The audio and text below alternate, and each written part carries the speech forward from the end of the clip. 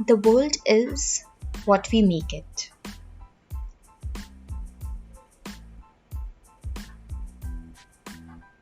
Hello, hello, hello. Welcome back to my podcast.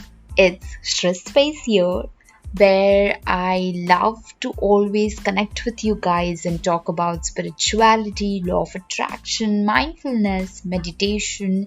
And today I have a short little surprise for you at the end of the audio. So please stay connected. And I'm so grateful that you connected and had time to listen to me. So let's start with our very favorite topic, the speaking tree. The world is what we make it. It is not nature that dictates the injustice happening in the world every single day. It is the work of the people. The people is what we make it. Or the world is what we make it. Each of us can be nasty, selfish, and cruel while treating others unfairly, holding on to grudges and taking frustrations out on the wrong people. But we can also be kind people who offer a helping hand, treating people with love, respect, and creating a love in the environment. Actually, each people is the combination of both of these. Decker Kettner, co-coordinator and director of the Greater Good Science Center, contends that 60% of the time we are motivated by the personal gratification to survive, and the other 40% we act compassionately and altruistically by sacrificing and helping others. A doctor who works hard to save lives might be emotionally abusive to his family. The boss who treats you unfairly at work can also be a person who volunteers educating the underprivileged. All of us are flawed and all of us have redeeming qualities. We can make judgments from the outside based on moral, emotion, intellectual, and religious points of views, and they might very well be practically correct. But none of us is qualified to judge others based on practical knowledge. However, we are fully qualified to judge ourselves, though it calls for bravery and brutal honesty.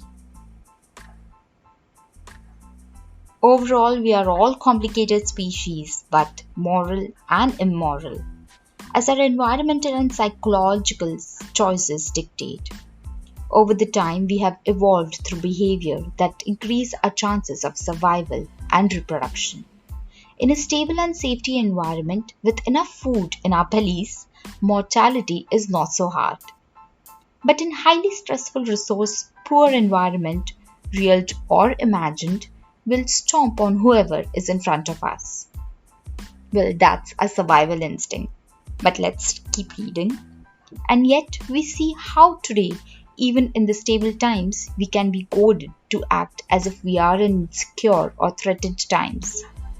We need to learn to think of ourselves, learn to take good with the bad in ourselves, have a balanced attitude with others in the life in general.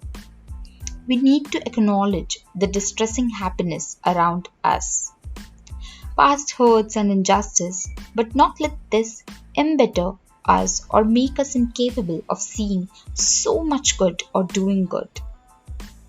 Above all, we must remember that we should all pay attention to what we do that will grow. So far, it means energy grows and whatever we think of will grow around us. So energy flows where attention goes. Always remember. So I often encourage my students to go to the source that highlight the many pockets of good initiatives by the people. A holy teacher in the 19th century, the Polish Rabbi Simcha Bunik, urged his followers to write, "The world was created by me," on one paper and keep it in their pocket. And he suggested they should place a different piece of paper in the opposite side with, "I am but dust and ashes," written on it. This reminds us of both our importance and our nothingness, our capacity for good and our equal capacity for bad decisions and deeds. We have the choice to sit back and criticize the way the world has become so cruel, unfair, painful, or work on ourselves to choose out for our orientations toward goodness so that it has more and more influence over ours and others' life.